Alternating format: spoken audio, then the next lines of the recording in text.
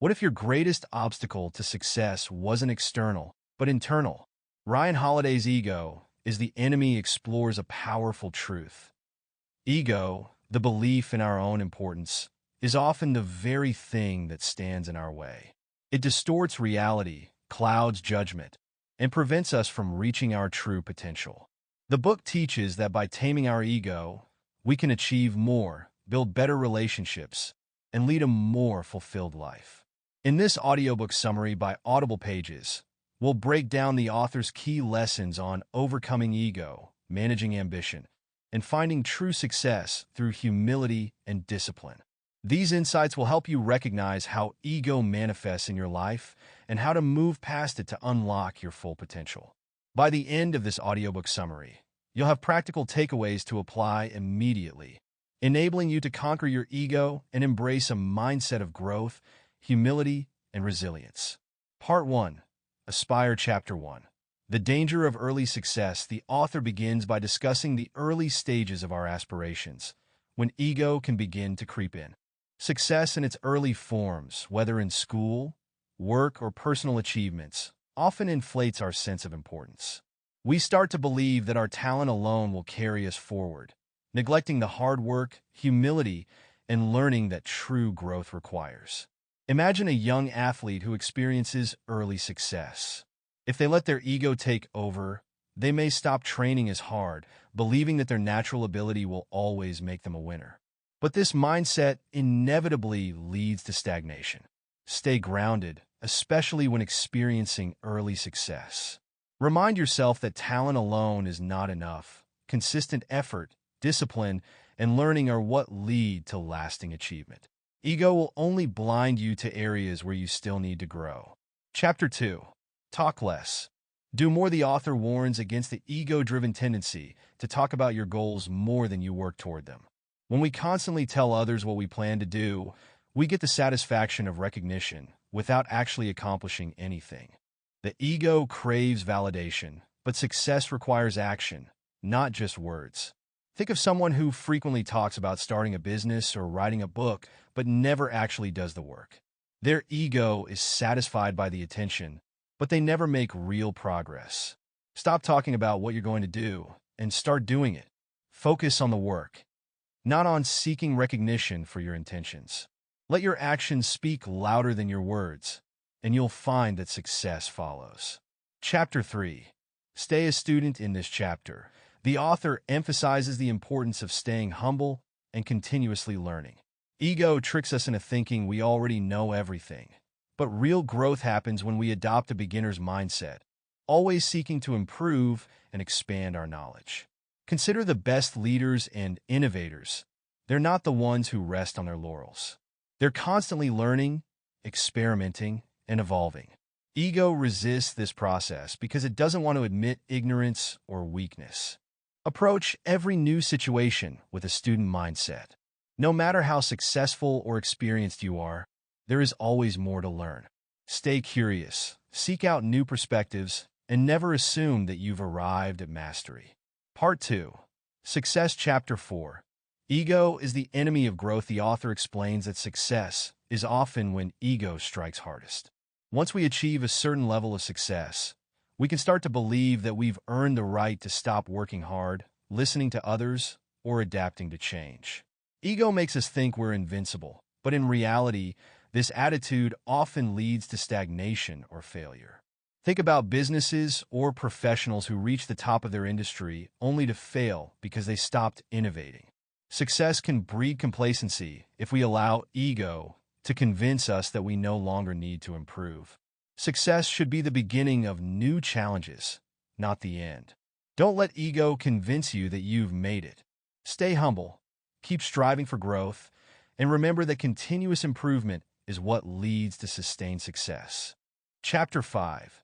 Beware of entitlement. The author warns that success often leads to a sense of entitlement, believing that we deserve special treatment, recognition, or rewards just because of our previous accomplishments.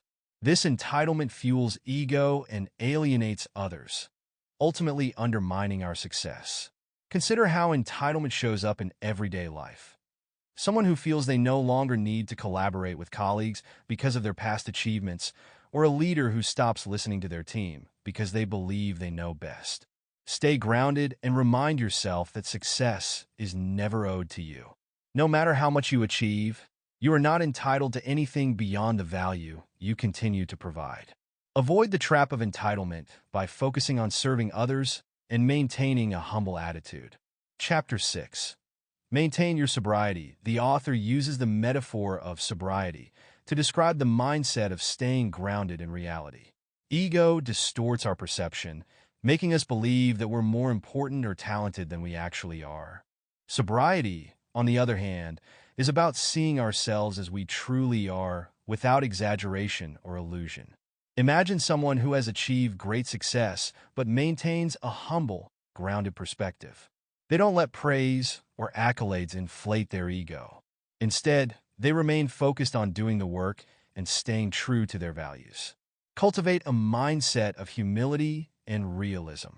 Don't let ego distort your sense of self-worth or lead you to believe in your own invincibility.